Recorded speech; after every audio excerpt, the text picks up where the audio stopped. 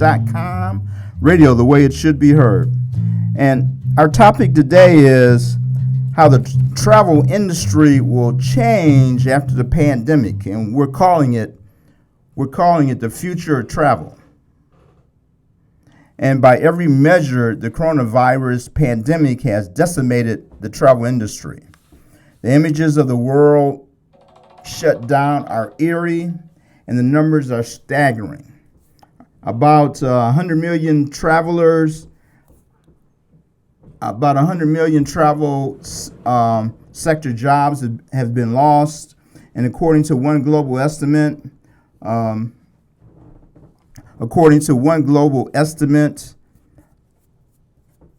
passenger traffic on U.S. airlines is down 95% compared to last year, while international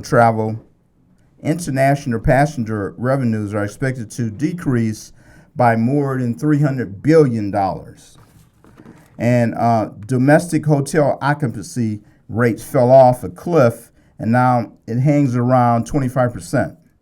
Regions and countries are beginning to open up, but the outbreak would undoubtedly change how we think, act, and travel, at least in the short term. Regions and countries are beginning to open up. The pandemic is going to fade slowly with after effects, and a lot will be psychological. So what this article is about is what do we need to do? What do we need to do to make you feel safe about traveling? And a recent survey indicated that 1/3 of Americans said that they will travel within 3 months after the restrictions are lifted. Wow. 1/3 of the Americans will travel within 3 months after the restrictions are lifted. That's totally amazing. So what will the future of travel look like?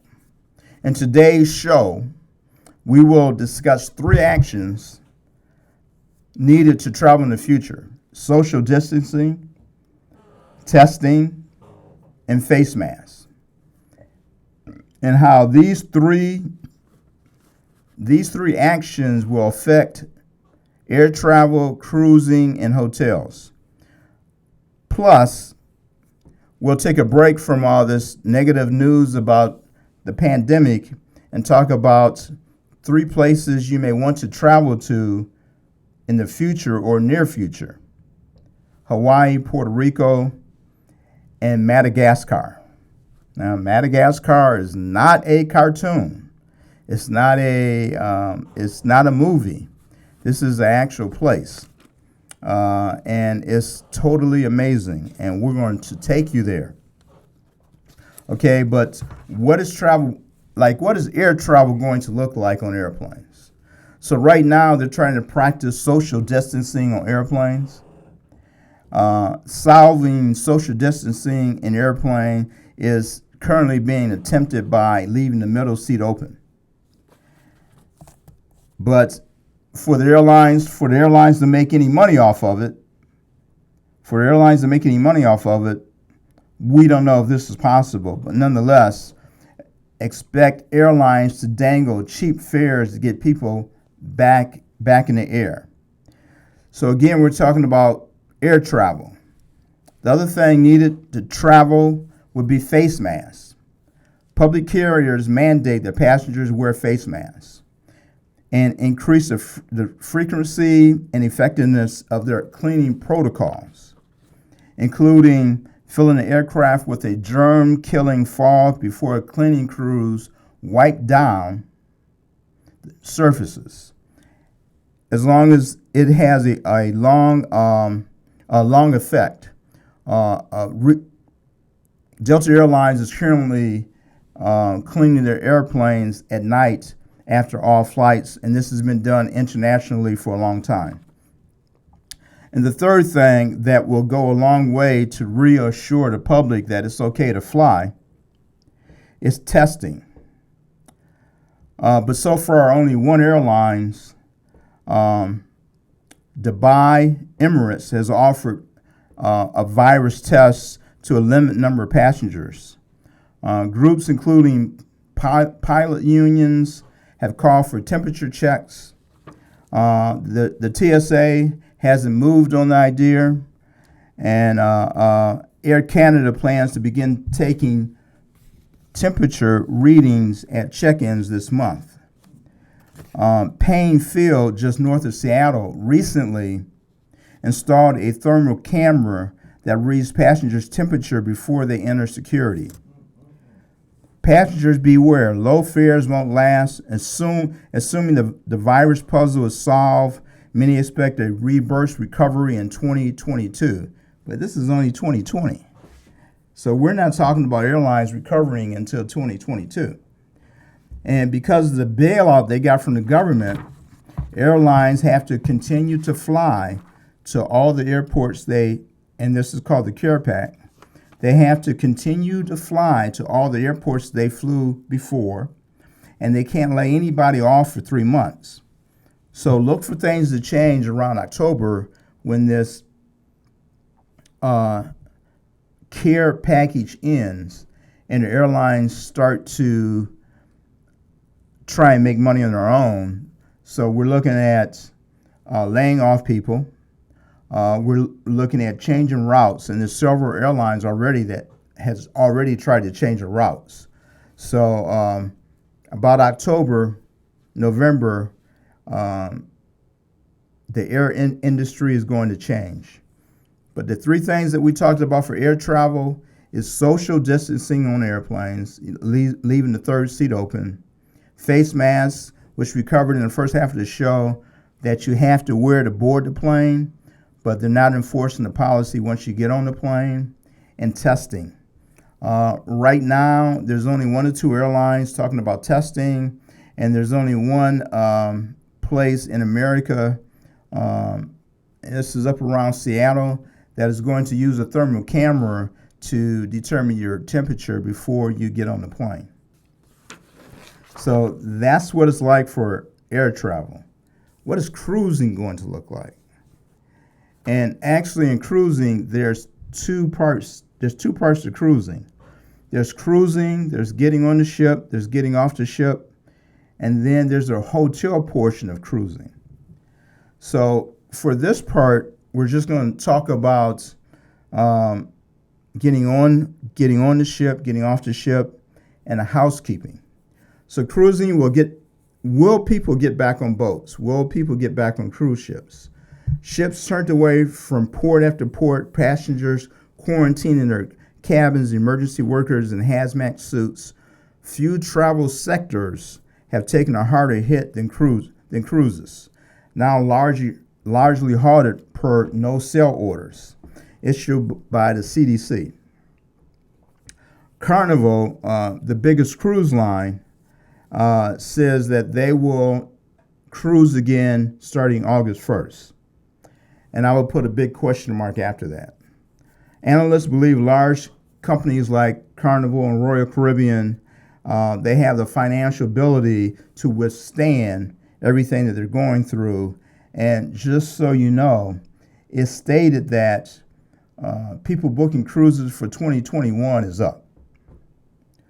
But discounted fares and flexible cancellation policies would only go so far to reassure the future passengers. So the real challenge will be reducing perceived risks of actually getting on a cruise ship, and this will require changes in operational policies. With cruise ships, we're talking about health screening. Temperature checks at embarkment, temperature checks at getting on the ship, and temperatures checked at disembarkment, getting off the ship. Twice daily temperature checks for crew members, and banning self-service buffets. So the self-serve buffets on cruise ships will be gone. You would have to do a temperature check before you got on the ship, and a temperature check each time you get off the ship. And crew members will get temperature checks twice a day. Face masks for housekeepers and food servers Also, and also a doctor's note for passengers 70 and over, indicating that they are fit to travel. Is just one of the things that's also going to be needed to travel in the future.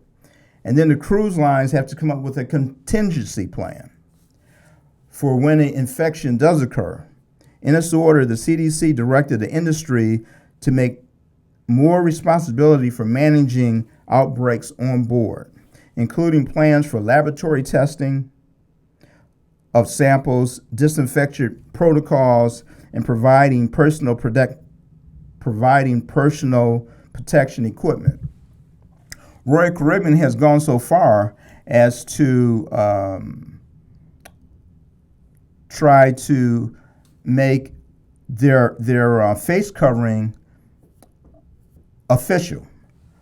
So there's different things going on there, and then ships may be deployed differently, which means that if an outbreak happens and they go to an island, that you can get off one ship, get on another ship, and go home.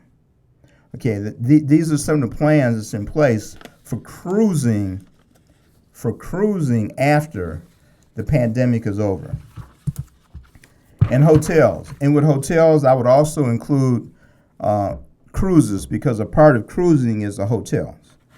So it's cleaning the new amenity that you'll get when you stay in a hotel.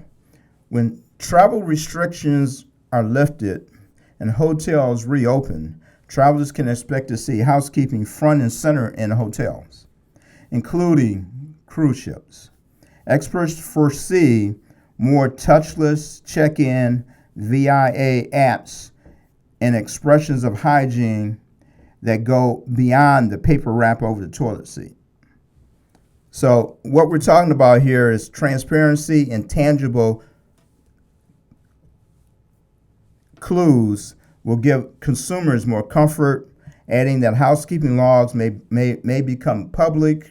Robotic cleaning is still novel, but there's a lot of talk about going to robotic cleaning.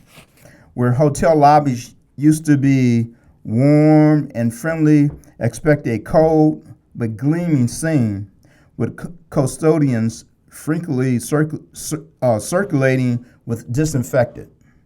Pens and other knickknacks likely to be touched by other guests will be replaced with sanitizing wipes. Major hotel companies are experimenting with electrostatic spraying to disinfect interiors and ultraviolet lights to sanitize room keys. Hospitality will be faceless and encourage social distancing. Marriott plans to offer a contact-free room service through a cell phone app. Hilton rooms will have a seal on the door indicating they haven't been entered since they were last cleaned. Wow. These are all the changes that's going to be made after the coronavirus is over. So let's get away from all this and let's talk about going to someplace different, someplace you've never been. And that place is Madagascar. Madagascar is about, it is situated 250 miles off the coast of South Africa. Madagascar is the fourth largest island on Earth and is in a world of its own.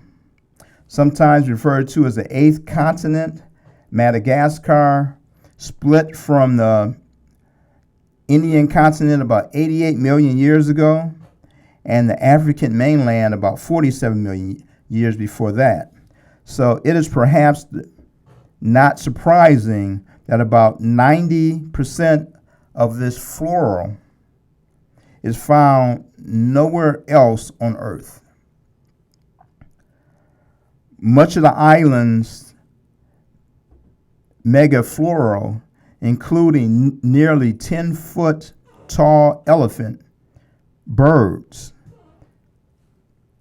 and lemurs the size of gorillas, has been driven to extinction, and some 90% of the original forest habitat here has been lost since humans first arrived some 2,000 years ago. First from Africa, Arabia, India, and Europe. But Madagascar still boasts a unique plant and animal life, and from numerous species of trees and orchids to just the flora.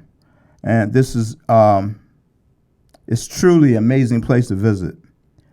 But for the complete story on Madagascar, visit my Facebook page, It's Your Time to Travel, and to follow the photographs and text by a writer named Marcus Westberg. And it truly gives you the complete story of what this place is actually like. It's awesome. And to imagine that it's 250 miles off the coast of Africa, is truly amazing. So the next place we want to go to is Puerto Rico. Puerto Rico, after requiring some of the stringent confinement measures in the United States, including a nightly curfew. Puerto Rico had a nightly curfew. Puerto Rico is beginning to look forward. In addition to gradual easing of lockdowns and reopening of business, the Puerto Rican Tourist Company announces a new two-step program that will allow businesses to be recognized as exercising high standards of cleanliness and safety. As of May 6th, Puerto Rico confirmed case count is 1,757 people with only 95 deaths. Their opening date, the first round of openings started May 4th, and if all goes well, the rest will open between May 18th and May 25th. The curfew is still in place until at least May 25th. And the current restrictions in Puerto Rico is the initial lockdown restrictions, which went into effect March 16, included a closure of most businesses, the curfew and threats of fines and imprisonment for anyone who violated its terms. As of May 1st, restrictions are loosening somewhat, and some smaller businesses are allowed to reopen, as long as they enforce social distancing and provide protective gear to employees. Parks and beaches remain closed, though exercise is allowed, and a curfew is still in effect between 9 p.m. and 5 a.m. All visitors to the island are being screened for symptoms and are requested to self-quarantine for 14 days. But that will soon be lifted, probably after May 25th. And this is a drone video of Puerto Rico and how it looks. And this drone video was taken in 2019.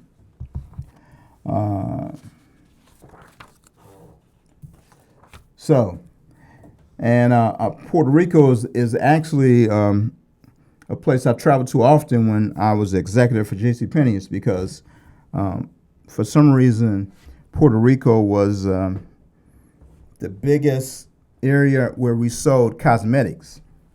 So as the executive for JCPenney's, I flew there very often, so I'm very familiar with a lot of parts of Puerto Rico, and recently did a cruise there to Puerto Rico. But it's just an amazing area, and it's one of the things that strike me every time I go to Puerto Rico and I look at the price of gas, and they have to remind me that it's not by gallons, it's by liters, so they have to remind me of that.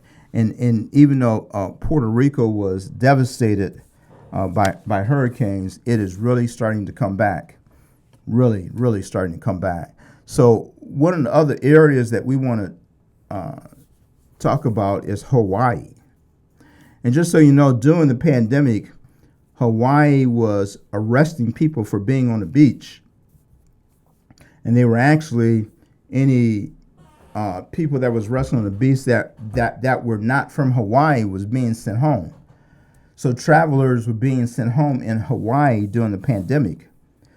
But the state of Hawaii is struggling to keep visitors away, but also is looking forward to welcoming them back. While cases remain relatively low, 625 total with 17 deaths as of May 5th, the state government has proceeded cautiously. The economic losses from tourism are worrisome, and in a place that relies so heavily on the industry. A 2020 strategic plan published by Hawaiian Tourism Authority at the beginning of the year credited tourism with $17.75 billion spent in the state in 2019 and 216,000 local jobs. So what are the current restrictions for Hawaii? Residents and visitors to Hawaii are asked to stay home or in their place of residence as much as possible, venturing out only for essential business or activities. Outdoor exercise, including running, walking, and surfing, is allowed as long as social distancing is practiced. While there is not currently an active ban on traveling to Hawaii, it is strongly discouraged. In one of my previous radio shows, Hawaii talked about not advertising any trips to Hawaii until they let us know. So recently, I began receiving authorization to start advertising Hawaii again. Visitors and residents who arrive by airplane are required to self-quarantine for 14 days, and some of those who haven't followed the rules have received a free ticket home. The same applies to travel between the Hawaiian Islands. So how will they open safely? The governor differs by each island. For example, retail establishments will not open on Oahu until May 15th, but retail in Maui still does not have a target opening date. All openings may be rolled back or paused if cases begin to sharply increase. And the major obstacle to them opening is balancing safety and resources. While a government-led task force has been announced, the sharp decline in travel in the current 14-day quarantine requirements renders any kind of immediate relief challenging. And right now we have the video is of Hawaii and all the wonderful things of Hawaii. And again, this is the big island, Hawaii. And you see the volcanoes and all the amazing things that Hawaii has to offer. But as we continue to get closer to opening, are those the sharks that were in?